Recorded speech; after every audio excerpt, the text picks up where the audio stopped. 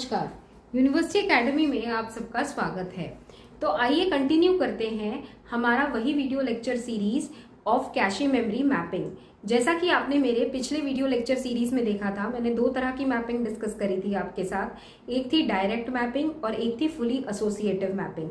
तो आइए अब उसी टॉपिक को कंटिन्यू करते हैं और आज डिस्कस करते हैं K way set associative mapping.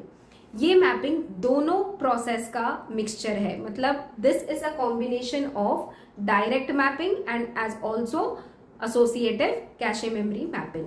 तो अगर आपको इस टॉपिक से जुड़े हुए हैंड रिटन नोट्स चाहिए तो नीचे दिए गए डिस्क्रिप्शन लिंक को जरूर क्लिक कीजिए, नोट्स अवेलेबल हो जाएंगे। तो आइए शुरू करते हैं आज का टॉपिक के वे सेट एसोसिएटिव मैपिंग। जैसा कि आप देख सकते हैं यहाँ पर इसका नाम के वे सेट एसोसिएटिव है। तो व्हाट डज के डिनोट फॉर, और सबसे पहले हमें ये के ही कंप्यूट करना है कि ये है क्या। तो यहाँ पर के बताता है कि जैसा कि आप बोर्ड के ऊपर देख सकते हैं, मैंने कैश मेमोरी ड्रॉ करी है यहाँ पर जो 16 वर्ड्स की है। मैंने सेम एग्जांपल लिया हुआ है। 16 वर्ड्स की कैपेसिटी की कैश मेमोरी है जो 4 लाइंस में डिवाइड की जा चुकी है। और यहाँ पर आपके पास मेन मेमोरी है 128 वर्ड्स की जो कि 32 ब्लॉक्स में डिवाइड की जा चुकी है। और हर ब्लॉक में आपके पास 4-4 वर्ड्स स्टोर हुए हैं एक एक ब्लॉक में। अब आपको यही ब्लॉक्स की मैपिंग कैशे के लाइंस के साथ करनी है, but with the technique of के वे सेट एसोसिएटिव मैपिंग। तो यहाँ पर सबसे पहले के का मतलब होता है कि आप कितने सेट्स बना रहे हो कैशे मेमोरी के। तो यहाँ पर जैसा कि आप देख रहे हो कि मैंने लिखा, आपको आ सकता है 2 वे सेट, 4 वे सेट, 8 वे सेट, मतलब आप कितने सेट्स बना रहे हो कैशे मेमोरी के लाइंस के। K there denotes for cache memory not for the main memory. तो अगर मैं मान लीजिए 2 वे सेट एसोसिएटिव मैपिंग यहाँ पे आपको समझाने की कोशिश कर रही हूं, तो जाहिर सी बात है कितने लाइंस है मेरे पास, 4 लाइंस हैं। तो देखिए मुझे कितने सेट्स है ये कैसे पता चलेगा, number of lines divided by K which is equal to 4 divided by K is the number given that is 2। तो 4/2 का मतलब है 2 वे सेट एसोसिएटिव में मेरे पास 2 सेट्स होंगे किसके, कैशे मेमोरी के। सो L0 L1 will form into set 0 and L2 and L3 will form into set 1। तो ये कॉन्सेप्ट है 2 वे या के वे सेट एसोसिएटिव का। मान लीजिए आपका 4 वे सेट एसोसिएटिव होता, अगर आपका 4 वे सेट एसोसिएटिव है तो जाहिर सी बात है आपके नंबर ऑफ लाइंस 4 होते, divided by K is 4 which is equal to 1। So every line would have become 1 set, मतलब this would have become set 0, this would have become set 1, this would have become set 2 and this would have become set 3। That means 4 sets. तो ऐसे हम divide करते हैं cache memory के lines को sets में। इसका फायदा क्या है, इसका फायदा ये है कि जैसे ही अब ये सेट्स में डिवाइड होगा तो अब हम इस कॉन्सेप्ट को, मैपिंग वाले कॉन्सेप्ट में दोनों यूज करेंगे, डायरेक्ट मैपिंग प्लस जैसा कि मैंने बोला फुल्ली एसोसिएटिव मैपिंग। तो अब डायरेक्ट मैपिंग का कॉन्सेप्ट क्या था, अगर आपको याद होगा तो हम ब्लॉक नंबर को लाइन नंबर के साथ फिक्स कर देते हैं। तो यहाँ पर फर्क सिर्फ इतना है कि यहाँ पर भी हम वही चीज करेंगे लेकिन ब्लॉक नंबर को सेट के साथ फिक्स करेंगे ना कि लाइन के साथ। क्यों? क्योंकि सेट्स ने ऑलरेडी लाइंस ऑक्यूपाई कर लिए हैं। देखिए सेट 0 ने L0 L1 ऑक्यूपाई कर लिया है और सेट 1 ने L2 और L3। तो डायरेक्ट मैपिंग जैसा कि बोलता है ब्लॉक को लाइन के साथ फिक्स करो, तो के वे सेट एसोसिएटिव कहता है कि ब्लॉक को सेट के साथ फिक्स करो। मान लीजिए मैंने बोला कि ब्लॉक 0 हमेशा सेट 0 में ही आएगा, तो दैट इज डायरेक्ट मैपिंग इन के वे सेट एसोसिएटिव। तो वो सेट 1 में कभी दिखेगा ही नहीं आपको। कौन सा ब्लॉक? ये वाला ब्लॉक। ये मतलब यहाँ पे लोड ही नहीं हो सकता, वो सिर्फ यहाँ पे लोड होगा। तो अगर यहाँ पे भी लोड होगा तो यहाँ पर भी 2 लाइंस है आपके पास, L0 है L1 है, किस में लोड हो सकता है? वो किसी में भी लोड हो सकता है। ये कॉन्सेप्ट किसने सिखाया आपको? फुल्ली एसोसिएटिव ने। तो this is why it is called a combination of direct and fully associative. तो कहने का मतलब है अगर मैंने B0 को S0 के साथ फिक्स कर दिया तो इस वाले सेट में B0 यहां पर भी आ सकता है, B0 यहां पर भी आ सकता है।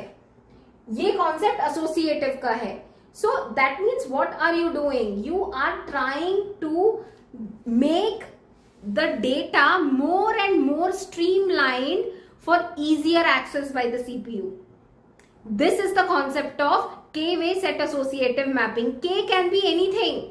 K can be, you can make 2 sets, you can make 4 sets, you can make 8 sets, you can make 16 sets. That depends upon how many lines are there in your cache. But depending on the number of lines, obviously आपके set associative decide हो जाते हैं। उसके बाद आप direct mapping से block को set के साथ फिक्स करते हो और सेट के साथ फिक्स करने के बाद आप किसी भी लाइन में उसको लोड कर सकते हो। मान लीजिए ये वाला लाइन अभी ऑक्यूपाइड है सेट 0 का, मान लीजिए फॉर एग्जांपल। तो मैं अगर L0 फ्री है तो मैं B0 को L0 पे डालूंगी और इसको मैं खाली रखूंगी।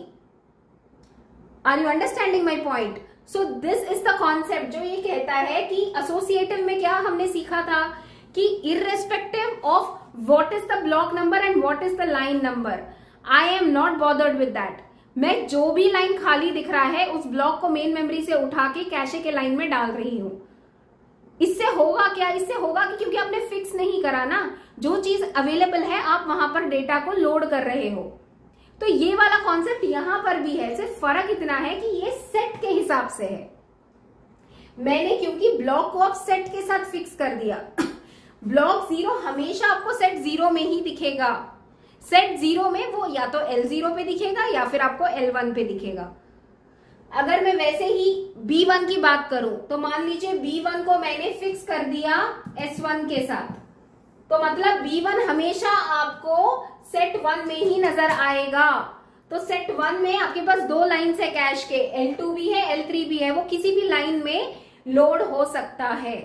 लोड होने का मतलब है अगर मैं ब्लॉक की बात कर रही हूं तो जाहिर सी बात है यहां पर वर्ड आते हैं।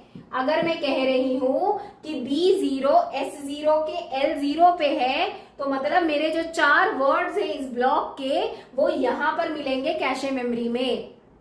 This is the concept of K-way set associative mapping. ये सबसे अच्छा कॉन्सेप्ट है क्योंकि ये दोनों के एडवांटेजेस को मिक्स कर देता है और इजीली हमारे पास कैशे मेमोरी से डेटा अवेलेबल हो जाता है। So that is why this particular concept of mapping is used very effectively. और ये कॉन्सेप्ट जो है मैपिंग का बहुत अच्छा इसीलिए भी है क्योंकि हमें मेमोरी हायरार्की ही खुद सिखाती है कि सीपीयू डेटा मेन मेमोरी में भी बाद में ढूंढता है, पहले वो कैशे में ही ढूंढेगा। तो जब मुझे डेटा मिलना ही कैशे से है तो जाहिर सी बात है मुझे उसके अंदर एक्सेस मेथडोलॉजीज फास्टर करनी है, उसके अंदर हिट रेशियो को बढ़ाना है और मिस रेशियो को कम करना है। तो ये तभी हो पाएगा जब आपकी मैपिंग्स एकदम बढ़िया हो। तो ये थी आपकी कैशे मेमोरी की मैपिंग। ये कहीं ना कहीं आपके परफॉर्मेंस से भी जुड़ी है कैशे मेमोरी की। जो मैंने आपको hit ratio, miss ratio, hit by miss ratio समझाया था वो मैपिंग भी उसी कॉन्सेप्ट से मिलता जुलता है।